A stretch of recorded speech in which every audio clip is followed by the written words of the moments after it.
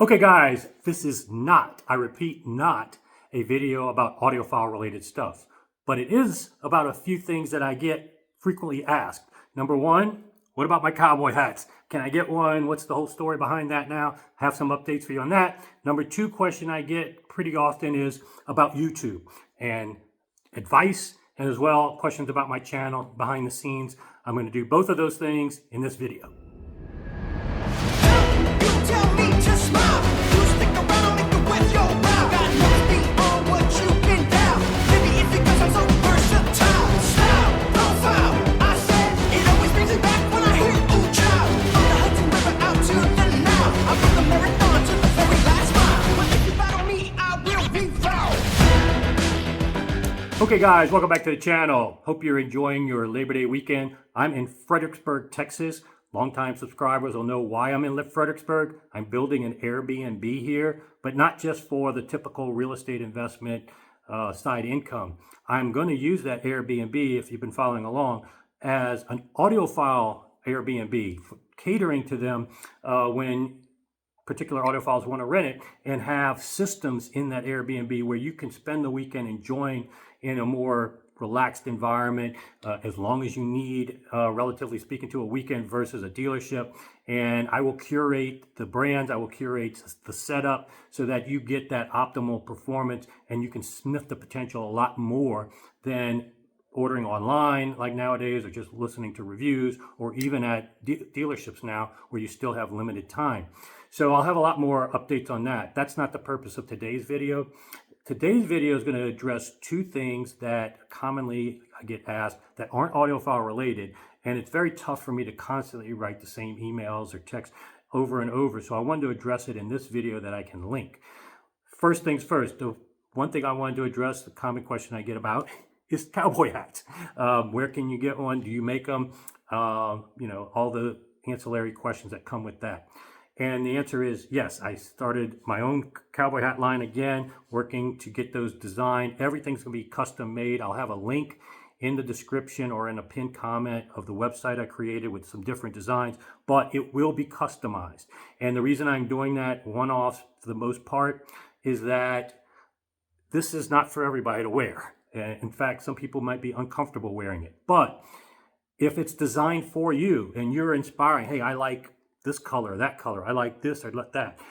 If it's somewhat customized to what your taste is, then you will wear it much more boldly. You will enjoy wearing it confidently. And let me tell you the payoff, guys. I knew nobody in Fredericksburg when I invested here. Nobody. I've been coming up regularly now, and this hat alone, and my various hats that I wear out, I have met, any given night, I will meet at least 5 new people come up to me, want to know, hey, where'd you get the hat? Oh, you make them? Then you have a conversation. I met so many people in this town, and actually they know me now as the guy with the cowboy hats in this town already. And I even get free entry in some of these places. Last night I went to a club, they gave me free entry. 2 places actually gave me free entry. And on top of that, like just last night, I met a wonderful couple sitting at the bar asking me about my hat. There was a police officer and his wife from Laredo. Wonderful night. We had a great time. And so this is just much more powerful, guys, than even a Rolex watch and a Ferrari. It's not cheap. These are going to cost minimum probably $1,000 to $2,000 due to the custom nature, all made in America, all that stuff. But let me tell you, the payoff, instead of buying fancy watches, rings, and all that kind of stuff, give this a try if you're interested. I'll have links for you to contact me about that in more detail. Now, the second topic is much more common question I get over the years has been about YouTube.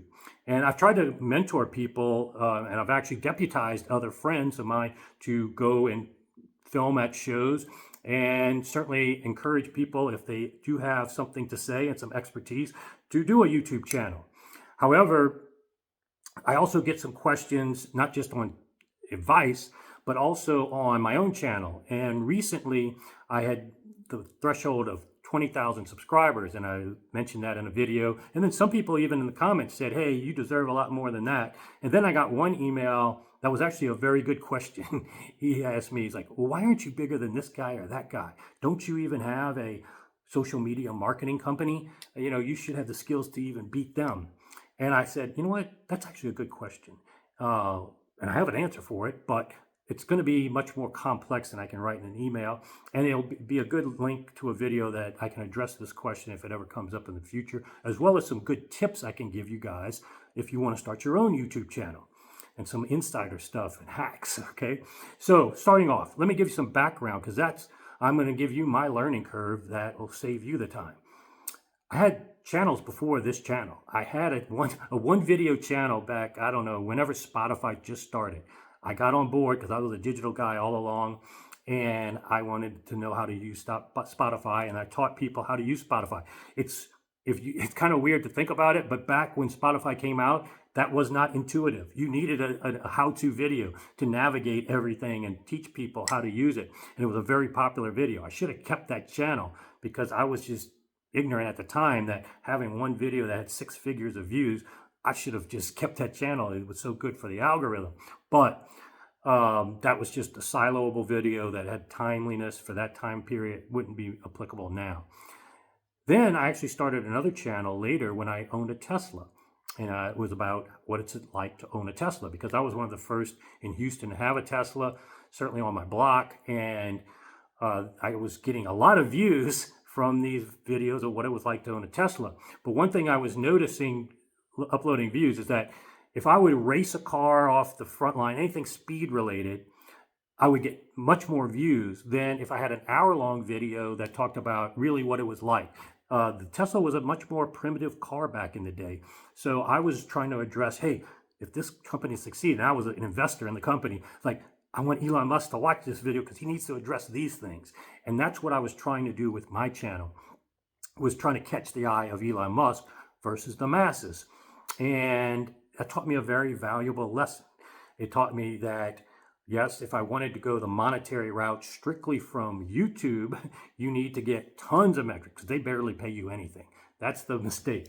People think that views, subscribers, all of that stuff makes you money. They do the Jedi mind trick on you. They make you think you're paid in views and subscribers. They give you that validation, and people are actually more looking for that than they look for the actual money YouTube pays you. It's a brilliant strategy that YouTube created to make people get satisfaction and gratitude from these vanity metrics versus money. And so I learned that lesson early on, that number one, I wasn't pursuing that kind of money monetarily, and it was just not going to be worthwhile for me to fight what I would have to do constantly to create that viral type stuff. But also it taught me the long game, because ultimately, to do sometimes things that attract the masses, you have to do stuff that you're doing it strictly for the money or strictly for these vanity metrics, and at the cost of sometimes your reputation. And you still see this today. People will do stupid tricks, stupid stunts, do stupid things to get vanity metrics and viral nature of a video, but at the cost of their reputation. We don't have a button or a metric on each channel that says, what is your reputation? We have likes, subscribes, and quite frankly, Google doesn't even care about those either. All they care about is average watch time, how long people are staying on the video. They know how your videos perform. They know what your video is about. They've got the transcript.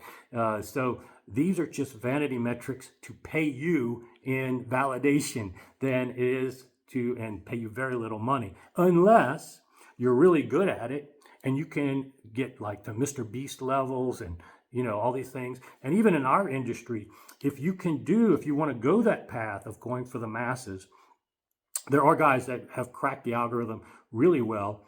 And I would follow guys like Randy, Cheap Audio Man. Now, I know he gets a bad rap, and he knows it. I mean, he's making a choice. He'll make the goofy faces in his thumbnails like Mr. Beast does because it works, and he knows how to do it right. Don't just go do goofy faces in your thumbnail, because you're going to end up probably hurting your reputation if you don't know how to do it right and it fits your modus operandi and your philosophy. He knows how to straddle that line, but even then, he even mentioned to me, I think in Italy, he says, yeah, every time I upload a video, I lose a few subscribers because they get fatigued, whatever. But he's very good at always getting new people in. And when you do a channel for the masses, you do have to do more common name brands that'll get search engine traffic. You have to use the word review. You have to use the word best best of this, best of the things that people search, and you're going to get natural organic traffic to your channel to build it. And that's the model you have to do if you want to appeal to the masses. When I did my channel, I didn't want to do another Me Too channel like most people out there, like boot cart reviews, clips reviews, have to do mention Macintosh or these brand names that would get me traffic. It really wasn't interest to me. And if you only are doing things for the money versus what you really want to do, then it's going to feel like work. You're going to get burnt out and you're going to get disappointed. And you're going to get, if you don't get those validation, it's going to get even worse for you. It's best to just worry about the metric of your reputation and target the Elon Musk. What I was trying to target in the audiophile industry were certain people.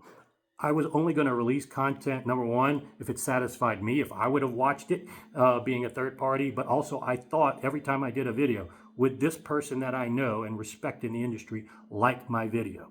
And that's the only validation I worried about. And so that's why I took a different path with mine, and that's why I'm very happy at 20,000 subscribers, because I didn't even think that I would get 20,000 for the niche that I target. Now, just to show that I'm not a hater of the mass market, or I don't know how, some people say, well, you're just hating on it because you don't know how to do that. Well, I do, okay? Not only do I have proof from the prior channels that I have, and you can talk to longtime friends, Doug and all that knew about that. But what I did with my Instagram channel, which you can follow if you want, is I decided to take it as a challenge, and I now have pivoted my Instagram channel to more mass appeal, funny stuff with even less than 1,000 subscribers at a time. I was able to get in less than 2 days over 275,000 views on one video. Okay, one video, less than 1,000 subscribers. I know the formula. I know how to do it. Okay, I know how to hack it enough to, not 100%, but I know how to put out enough content where I know one of these is going to hit. And I'll even put up some other ones that hit really well with only less than 1,000 subscribers I had at a time. Once I build that up even more, who knows what the limit is. But I'm doing the Instagram channel to just kind of show I'm not a hater of that. I think that's fine if you want to go for that. However, it's a lot of work. You have to do like a great job like Randy does, great editing. He has to have hooks and a story. He has to have the thumbnail. He has to do the search engine traffic, the title. All these things are stuff that he has done better than anybody else and done it faster than some people that had channels longer going for that mass audience strategy. I have some friends that are smaller channels. They get frustrated if they don't get those validation metrics. Again, the only thing you need to worry about is being proud of your content and your reputation early on. Don't worry about the validation metrics because it's almost impossible to just get those organically. And what I would say is, one of the best feedbacks that they like my channel and they like me because they say, I'm not pretending to know stuff I don't know. And I'm not forcing anything down people's throats. Yes, I'm a digital guy, but I'll feature analog stuff. If I don't know something, I'll have experts on. I don't try to create a cult. I don't try to be a know-it-all. And one of the things that I always keep in mind is that if you're going to be a leader, instead of being a cult leader, the best leaders are the ones that create other leaders and people that can function on their own. So one thing I constantly keep in mind when I'm doing content is, am I helping people be able to realize on their own? Are they getting the knowledge to choose on their own what brands? And what that will do, instead of me telling you this is the best because I say it's the best, you're going to come to that conclusion just like I did if you understand how things work, if you understand how to test things, if you understand how to set things up. You will end up with almost 90% certainty going on the same path that I did and get to this place on your own much faster than I did, because I'm giving you some tips that I learned along the way. But it's much better than me shoving things down your throat and just telling you, trust me, I'm the know-it-all. I've got 40 years experience. I've gone to every show. I do have all those things, yes, but it's still about ultimately creating self-sufficiency in yourself and creating other people that can create their own channels and leaders. If you can do that, I think you will not find YouTube work. You will find it rewarding, and you will have a lot of monetary benefits too. As I'm going to be releasing soon, I've got more relationships building. Inevitably, that may sabotage some people. Think, oh, you're cheapening out because you're going for money. But look, guys, the amount of time I spend on this, it's still a net money loser if I actually my hourly rate for my regular job. So yes, that's going to be part of leveraging your reputation. You play the long game. Guess what? It actually ends up much better. I've talked to some people with much bigger channels, and I'm not here to flex about how much money I make or anything like that. But let me just tell you guys, in short, build your reputation and leverage your experience and bring true expertise. Don't pretend to know stuff you don't. Don't put out stuff that's just desperate that you need to put out. Being consistent. Yeah, you may be consistent, but then you've lost your reputation because you're putting out trash, or you're just doing drama. You're being a drama queen, and you're just doing anything to put stuff out under the consistency. And don't listen to a lot of these videos that are online about how to grow your YouTube channel. A lot of those people are just regurgitating stuff they don't even know for sure because they know it'll get vanity metrics for them. You know, put these tags in there, make the goofy face in the thumbnail. There are some merits to some things that they say, but in most cases, it's a much more complex formula. And always keep in mind your reputation, which there isn't a button for that you can see, but it's there. Okay, guys.